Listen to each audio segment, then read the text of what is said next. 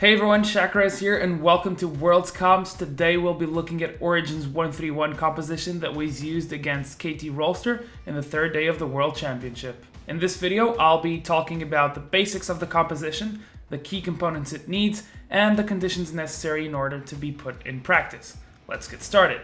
Traditionally, the 131 is a style of composition that has two split pushers on the side lanes and the rest of the team holding out mid lane. Naturally, the split pushers will usually be very strong duelists that can take down towers and win 1v1s when ahead, and the rest of the composition is mostly made up with a lot of disengage and wave clear to be able to hold mid while the split pushers do their job and put pressure on the side lane. Usually the champions doing the split push are the top and the mid laner, although it isn't unheard of having the AD carry splitting, namely with Vayne.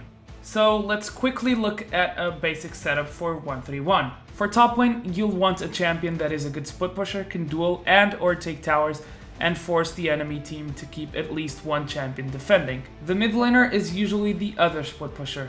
Teleport here isn't mandatory, but it makes the composition more dynamic for flanks and pressure. The AD carry needs to have a lot of wave clear and some sort of disengage if need be. A prime example for this is Sivir, but other champions such as Corki, Caitlyn, and Ezreal also work.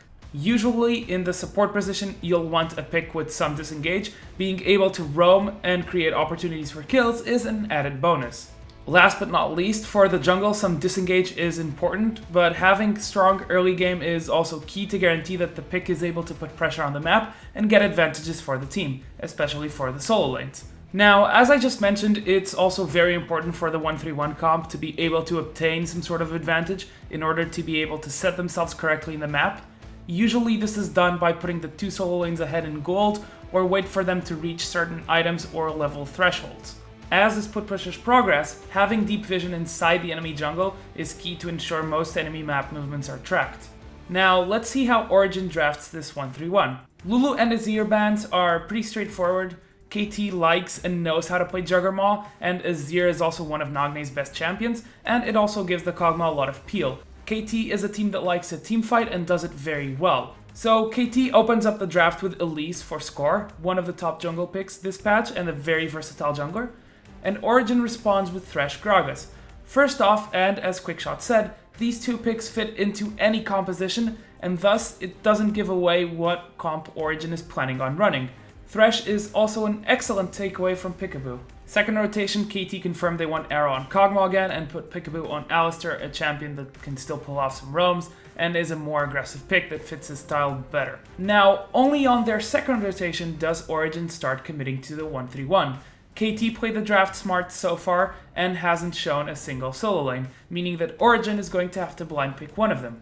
Niels picks up Sivir, one of the best AD carry picks for wave clear and disengage, and Xpeke blind picks Twisted Fate. Despite seeing the TF, KT closed out the draft with Echo mid and Olaf top. I'm not too much of a fan of Echo mid here. I understand wanting to play a champion that can run teleport and try to match a TF's map pressure, but I don't think Echo is the best pick here as it doesn't pressure TF enough in lane. Knowing Nagne's champion pool, if he wanted a champion that can kill TF and also run teleport, Lissandra and Diana were available options. For straight up killing him in lane with Ignite, Fizz and Ahri could have worked as well, and Orianna would have brought extra protection for the Kog'Maw, but surely they had something in mind when they picked the Echo. Origen then closes out the draft with Fiora, a strong carry top laner that can split push and kill her opponent 1v1, although Olaf is definitely one of the tougher matchups to achieve this.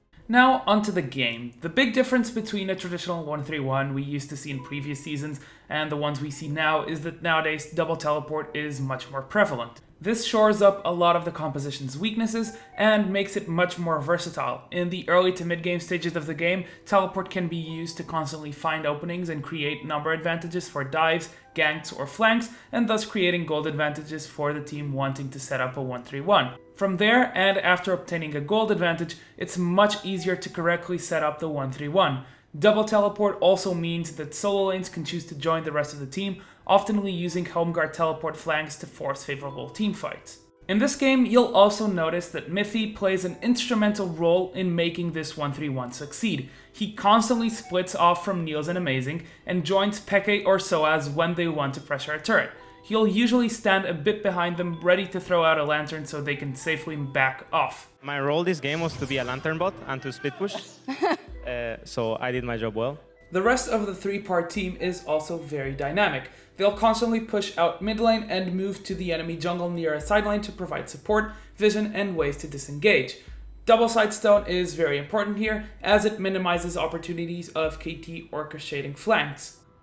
Now, I want to take a look at specific parts of the game to explain how Origen does their rotations and how clean are they, how good they are in ways that they outplay KT throughout the map with this 1-3-1 comp. So right here they're setting up, so as is top lane, Niels is next to Amazing and Mithy, and Peke just went bot lane to start the split push.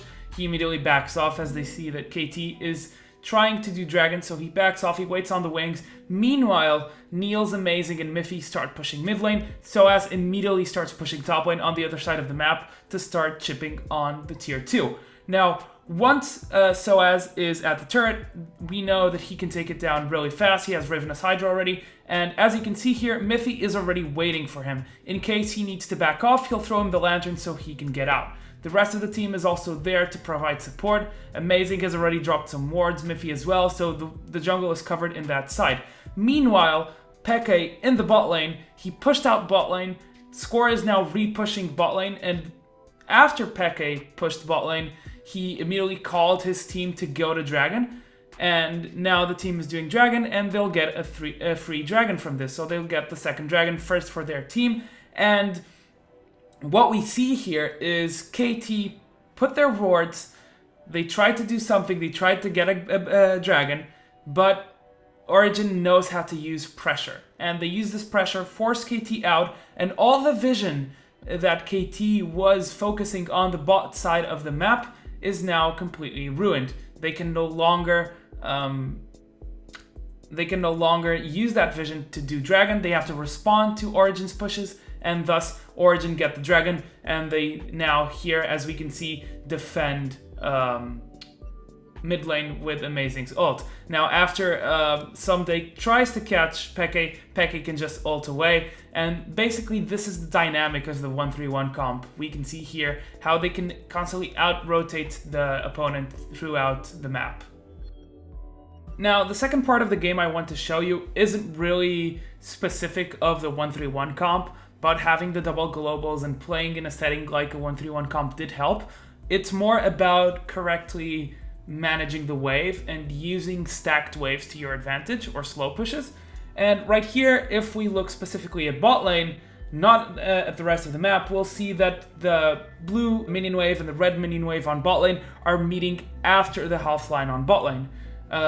So also, as is being killed here, there is a stacked wave on bot lane. Now, a bit later after this stacked wave, right, eventually Score is going bot lane after doing his red to respond to this stacked wave because it's almost getting to the second turret. He responds to it and he starts pushing it back. And then as the 1-3-1 comp dictates, one of the split pushers is going bot lane. So now Soaz is there. He kills a wave by itself and he lets the wave reset. So it's now resetting in the middle, and it will eventually have some minions to kill, and that will be obviously very attractive for Arrow to go there and farm out that wave. Now, while this is happening, Soaz warded the entrances of the bot side jungle, so he sees Alistar, he sees the Elise moving in, trying to potentially kill him and then siege the bot tier 2 turret. So after seeing this, Soaz goes behind his tower, he teleports in for Baron, and after that they get a successful Baron.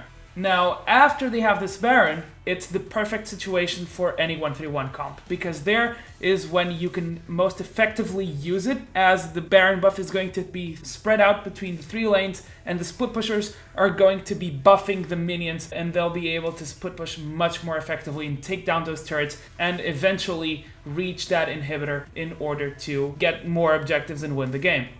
Last moment of the game I want to show you is a 24-30. This is basically a little fight that Niels and Amazing and Mithy start out. They see Someday, they catch on him, they start doing damage to him, they back off, they force his ult off, And then out of nowhere, Peke wasn't even in the side lane, but he's Twisted Fate. He has the global, he goes in, he gets the kill. And this is an example of using your globals to further change out this 1-3-1. It ends up being a 4-1 here push with Fiora going top lane. And then after this, they end up pushing this tier 3 turret. They'll even expose inhibitor, and then they split off again, do the 1-3-1. Mithy goes to hit the inhibitor. He has Thresh as the Lantern bot to protect him, and Peke goes bot, keeps pressuring the turret. Meanwhile, the team moves bot lane to protect Peke, and Mithy again is already there, waiting in the wings in case Peekaboo tries to engage on Peke. And this is how they constantly, especially when they have Baron buff, using Baron buff, they use this pressure on every lane to constantly take down these turrets. Slowly and slowly they'll take them down and they'll reach the inhibitors. And this is how the 1-3-1 comp works. This is a perfect example of a 1-3-1 comp. Anyways, that is the last example I have of this game. I hope you guys enjoyed the video. If you enjoy the content, be sure to subscribe. I'll be talking about more comps. In fact, I'll be leaving a straw poll in the description so you guys can choose what comp you'd like to see me talk about next. And until then, I'll see you guys in the Rift. Shakarez signing out.